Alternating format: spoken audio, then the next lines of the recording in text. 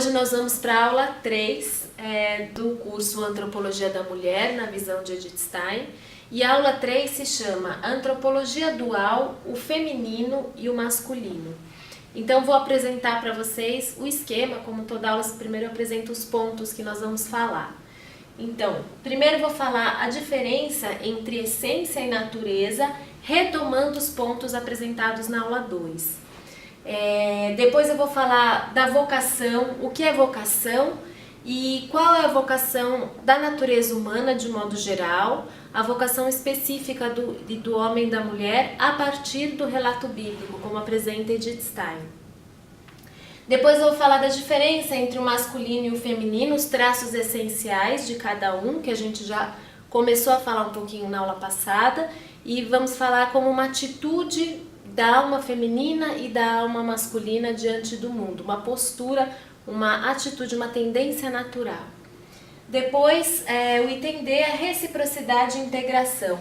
Reciprocidade como o modelo de relação entre o homem e a mulher, como um modelo de ajuda mútua, de reciprocidade, e a integração é como o nosso desenvolvimento, como o nosso processo de formação individual, ele passa pela integração entre os elementos masculinos e femininos dentro de nós.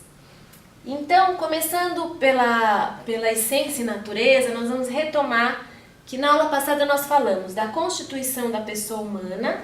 Vocês lembram que falamos das dimensões do corpo, da psique e do espírito.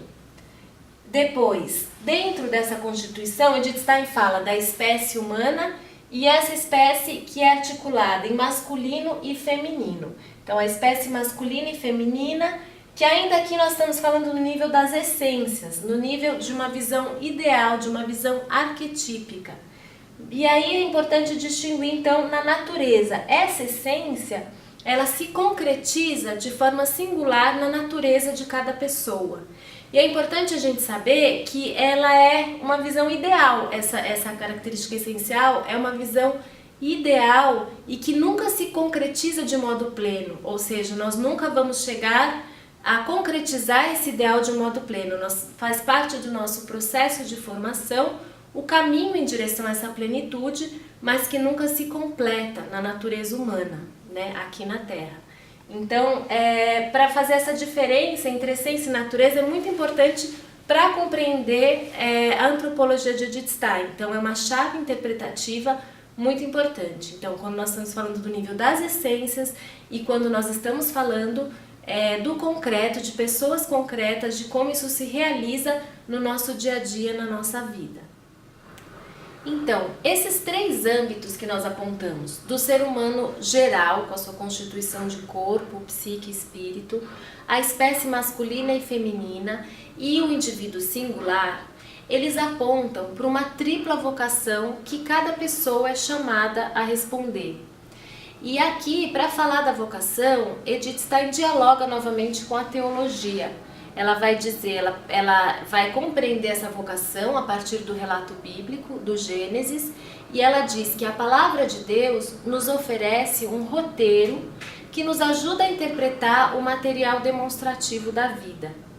Então, antes de apresentar essas vocações, vamos retomar o que é vocação, né? Edith Stein fala que a palavra vocação, ela é usada no senso comum de uma forma muito reduzida, que perde o seu significado. Normalmente nós usamos vocação para falar da profissão de alguém ou de um modo de ganhar a vida. Mas ela diz que a vocação é algo muito mais amplo e mais profundo. O que é a vocação? Ela vai dizer que é um chamado de alguém a alguém, então de alguém, para algo, de modo perceptível. Ou seja, tem a ver com as nossas capacidades, é algo que está predestinado a nós, que está presente. Lembra quando a gente falou do núcleo, né, daquele germe do nosso potencial, que contém a nossa singularidade, a nossa individualidade. Então, é algo que vem conosco, uma predestinação a realizar algo nesse mundo. E Edith Stein fala, em última instância, quem nos chama é Deus, quem convoca é Deus. Então, a vocação é um chamado individual que Deus faz para cada um e que já está presente na nossa natureza de acordo com as nossas capacidades, de acordo com a nossa singularidade. Cada um é chamado a algo único, a dar uma contribuição única no mundo. Mas essa vocação, ela se realiza em cada singularidade e ela faz parte também de uma vocação mais ampla, que todo ser humano é chamado, que é a vocação da natureza humana geral. Depois ela vai falar da vocação do homem e da mulher e de como isso se concretiza na vocação de cada pessoa única. Então, para falar da vocação comum, ela pega a passagem do livro do Gênesis 1, 26 a 29. Eu não vou ler agora, mas eu sugiro que vocês peguem e leiam com calma depois que vocês assistirem a aula, ou se quiserem fazer uma pausa, lê o texto e retoma o vídeo. Então, ela vai falar que existe uma vocação comum à espécie humana, né? Quando o homem é criado, Deus apresenta essas 3 tarefas ao homem: ser imagem de Deus, ter descendência e dominar a terra. Essa, então, é a vocação apresentada na ordem original, né? No paraíso, no momento da criação. No segundo momento, depois da queda, ela vai perceber que as consequências do pecado foram diferentes para o homem e para a mulher. E aqui ela vai então perceber que essa tripla vocação ela tem pesos diferentes no homem e na mulher. Para o homem, né, a consequência do pecado foi a luta pelo pão, né, o suor pelo trabalho. Então, a luta pelo pão. E na mulher, a consequência foi as dores de parto. Então, o que ela fala? Essa tripla vocação, ela tem um peso diferente, ou seja, no homem, o peso maior é sobre o domínio da terra, porque a consequência foi a luta, né, pelo trabalho da terra. E na mulher, é o ter descendência, né, porque a consequência foi as dores de parto. Então, essa tripla vocação, no momento da queda, ela passa a ser específica e ter pesos diferentes no masculino e no feminino. E ainda no momento da redenção, quando ela, também pela passagem do Gênesis, né, ela distingue a vocação do homem e da mulher. A diferença no paraíso, o masculino e o feminino, o homem e a mulher, se apresentam como um casal, né, Adão e Eva. No momento da redenção, também está presente o masculino e o feminino, mas na figura de mãe e filho, Maria e o filho do homem, Maria e Jesus Cristo. Então, masculino e feminino ali também se evidenciam e também se evidencia uma vocação diferente, específica de cada um. Através de Maria, nós vemos, e Edith Stein fala, que a gente atribui a Maria a luta contra o mal, mas que essa vocação ela é estendida a todas as mulheres. Então, no momento da redenção, a mulher tem essa vocação da luta contra o mal e a recuperação da vida. E no homem seria aguardar a coroação na figura de Cristo. Então, a gente vê que essa vocação ela é distinta no paraíso, na criação, na queda e na redenção. Então, nós vamos passar agora para o item C, o masculino e o feminino. Porque essas diferentes vocações, esses pesos diferentes, né, na vocação do homem e da mulher, do masculino e do feminino, elas se traduzem em atitudes diferentes diante do mundo. Lembrando que aqui a gente ainda está falando de uma visão essencial. Então eu vou apresentar para vocês as atitudes, as tendências, né, atitudes básicas da alma feminina e da alma masculina, na sua forma essencial. Então, o masculino, pensando na vocação primeira de submeter a terra, tem essa atitude, né, de submeter a terra a partir do conhecimento, da dimensão espiritual, do intelecto, do conhecimento. É uma atitude diante do mundo de luta e de conquista. Como é que a pessoa se posiciona diante do mundo, né? Essa tendência, esse impulso de luta e de conquista. Também, Edith Stein fala da posse, né? Do usufruto dos bens e dos prazeres que a terra pode dar, né? Que o mundo pode dar. Depois, a tendência a transformar, então, essa terra, a transformar o mundo pela ação criadora, né? E aqui a gente vê atividades como a agricultura, a arte, o próprio governo, né? Então, a partir de uma ação criadora, de uma ação formadora, transformar o mundo. Mas ela fala que essas 3 atitudes, então o conhecimento, o usufruto dos bens pela posse e a ação formadora, é muito difícil realizar isso de um modo pleno. Então, quando a gente está focado mais no conhecimento, num conhecimento mais puro, livre de interesses, acaba ficando um pouco de lado o usufruto dos bens, das posses. Ou quando a gente está também numa ação criadora, a gente acaba deixando de lado o conhecimento no espiritual nesse sentido. Então, a gente não consegue abarcar esse todo. Isso faz com que essa atitude diante do mundo acabe se direcionando em uma única direção, né? Em uma atividade específica. Então, é tendência do masculino essa atenção específica, a especialização, aprofundar em um âmbito específico, né? Que ela vai chamar de um desenvolvimento unilateral. E também a tendência maior à abstração. O conhecimento privilegiado, né, do masculino é pela abstração. Já no feminino, né, com essa vocação prevalente da descendência, do cuidado, isso repercute na alma feminina como uma atitude diante do mundo, então de cuidar, de promover o crescimento, não só da própria mulher ou da própria pessoa, dos filhos, mas também de todo ser humano que ela encontra no ambiente em que ela está, né? De todos os que estão à sua volta. A atenção do ser feminino tende a ser para as pessoas, né? Enquanto para o ser masculino para as coisas mais objetivas. Então a atenção à pessoa, o modo de conhecer é mais concreto, né? Pelos sentidos, o modo concreto a partir das situações concretas. E aqui Edith Stein, quando vai falar da formação das mulheres, ela faz essa crítica à formação da época, que ela dizia que era uma formação muito abstrata, muito masculina nesse sentido, né? E a importância de trabalhos manuais, de outros tipos de trabalhos, para ajudar num conhecimento mais concreto. E o desenvolvimento pleno, a mulher diferente do homem, ou o ser feminino diferente do ser masculino, tende a se desenvolver em todas as direções, a buscar essa plenitude, essa integração de todas as dimensões.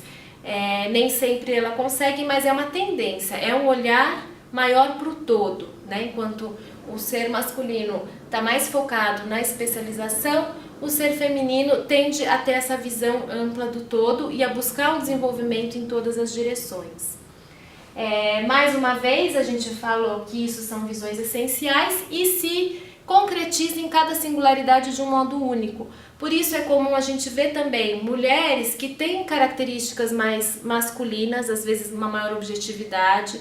A própria Edith Stein, que se dedicou à filosofia pura, né? Essa abstração, essa ciência dura nesse sentido, né? Da abstração do trabalho intelectual, poderia ser considerado uma característica mais masculina, mas uma característica própria de Edith Stein. Por isso a gente tem que olhar para cada singularidade.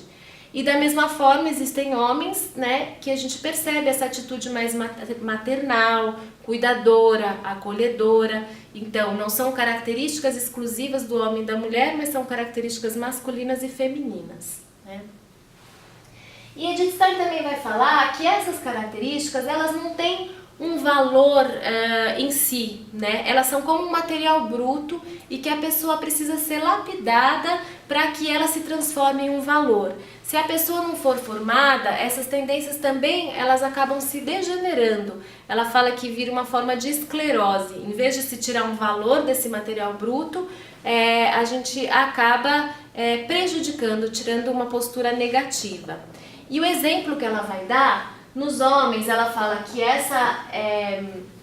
esse usufruto dos bens e prazeres, o homem pode não levar em conta as leis próprias da natureza, né? Então, violentando, né? Usufruindo de uma maneira desenfreada a partir do seu próprio desejo, sem considerar, sem o cuidado próprio com as leis de cada coisa, com as leis da natureza. Na mulher, ela também vai falar que por exemplo, a tendência ao desenvolvimento pleno ou a atenção a tudo pode se caracterizar como uma superficialidade, uma dispersão, né, em querer saber de tudo, mas não se aprofundar em nada, ou ainda num desejo excessivo de ser reconhecida, né, pelo valor da pessoa, mas como uma crítica, daí pode ser recebida como atinge muito pessoalmente a mulher, né?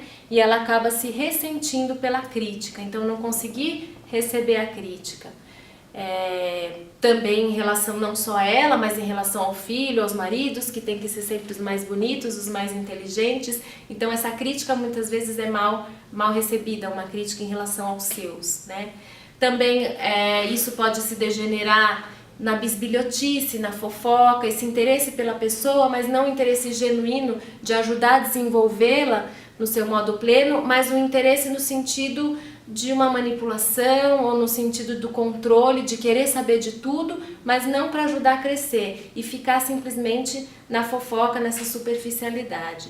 Então, são características essenciais, um material bruto, que é preciso de um trabalho de formação para ajudar a desenvolver. Então, essas distorções das características do masculino e do feminino, elas acontecem por causa da natureza caída, quer dizer, elas fazem parte da nossa natureza caída e é uma luta a gente conseguir se aperfeiçoar e tirar um valor a partir disso. E Edith Stein vai falar então, se ela faz parte da natureza caída, é preciso restabelecer a relação filial com Deus, porque foi a partir dessa ruptura da relação filial com Deus que todo o nosso ser se desordenou, se desorganizou, né? A gente perdeu essa harmonia interna e essa harmonia nas relações. Então ela vai voltar à raiz e dizer, para a restauração da nossa natureza é preciso restabelecer a relação filial com Deus. E isso é no nosso caminho de santidade pessoal, essa busca de se entregar. Ela fala, quem se entrega nas mãos de Deus é por ele restaurado, né? É o único caminho seguro, ela fala, da formação, é se colocar nas mãos de Deus. E o caminho de santidade, ele não acontece isolado, ninguém se santifica sozinho, assim como ninguém se forma sozinho. Nós nascemos e crescemos em comunidade. E assim também, por isso, Deus nos deu, né, um semelhante, uma semelhante, para nos ajudar nesse caminho de salvação. Em Gênesis, aqui Gênesis 2, 18 e 20, retomando a criação, Deus fala, não é bom que o homem esteja só. Então, se o homem é chamado a ser imagem e semelhança de Deus, se Deus é uma comunidade de amor, é um Deus trino, então, para que a gente possa refletir essa imagem de Deus, nós também precisamos viver nessa comunidade de amor. E aí a gente volta então para a relação original do homem e da mulher, que é uma relação de reciprocidade. Muitas vezes a gente tem uma visão errada e usa expressões no senso comum, como por exemplo, encontrei minha cara metade, né? Como se o homem e a mulher, cada um fosse uma parte e a gente precisasse juntar para ter uma pessoa inteira autônoma. Mas na verdade não é isso, não é uma reciprocidade, quer dizer uma ajuda mútua para que cada um se forme plenamente, integralmente, de modo autônomo. Quer dizer, a gente se forma em comunidade, se forma na relação, mas cada um desenvolve em si, se desenvolve de modo pleno, né? Então não é a minha cara metade, mas é alguém que vai, nessa comunidade de amor, me ajudar a me desenvolver de modo pleno. Não é completamento, né? É reciprocidade, a palavra que Edith Stein usa, que é no sentido de ajuda mútua, né? Uma ajuda na formação pessoal e uma ajuda no caminho de santidade, né? E é interessante que quanto mais a gente caminha em direção à santidade, ela fala, quanto mais a gente se aproxima e passa a se assemelhar a Cristo, que é o modelo de humanidade, mais a gente integra o masculino e o feminino dentro de nós. E nesse sentido ela vai falar dos santos, ela fala como a gente pode perceber pela vida dos santos, os santos homens, como eles refletem uma maternidade, né, uma atitude de maternidade com as almas que lhes são confiadas, uma docilidade, uma suavidade. Então, quanto mais a pessoa se santifica, mais ela vai integrando, mais ela vai transparecendo essas características, né? E na mulher também, como ela fala na vida das santas, como a determinação, a coragem, vai sendo integrado na vida da pessoa. A gente pode pensar na própria Edith Stein ou em Santa Teresa d'Ávila, por exemplo, né? Que falam a espanhola forte. Então, como as características do masculino e do feminino vão sendo integrados de modo que a gente se assemelhe mais a Cristo, que é o modelo da humanidade completa, onde as qualidades do masculino e do feminino estão desenvolvidas de forma plena, né? Então, e é importante, assim, o último ponto que eu deixo para vocês, quanto mais a gente aceita, integra os elementos masculinos e femininos em nós, mais nós também aceitamos o outro de uma forma natural, nós conseguimos acolher o outro. E aí o homem e a mulher, a gente vai restabelecendo também essa relação entre o homem e a mulher e ajudando a transformar a sociedade no sentido desse olhar de ameaça, de subordinação, de dominação. Então, quanto mais cada um acolhe em si os elementos masculinos e femininos, mais a gente consegue acolher o outro. Antes de finalizar, vou deixar então 2 perguntas para autoavaliação. A primeira é: qual a diferença entre essência e natureza? E a segunda é para cada um pensar o que você entende por uma relação de reciprocidade. Vou deixar então essas 2 perguntas, vocês não precisam de novo responder para mim, se quiserem podem postar no comentário, mas é principalmente para uma autoavaliação. E na próxima aula, na aula 4, nós vamos falar sobre os tipos femininos, a partir da literatura. Então, até a próxima!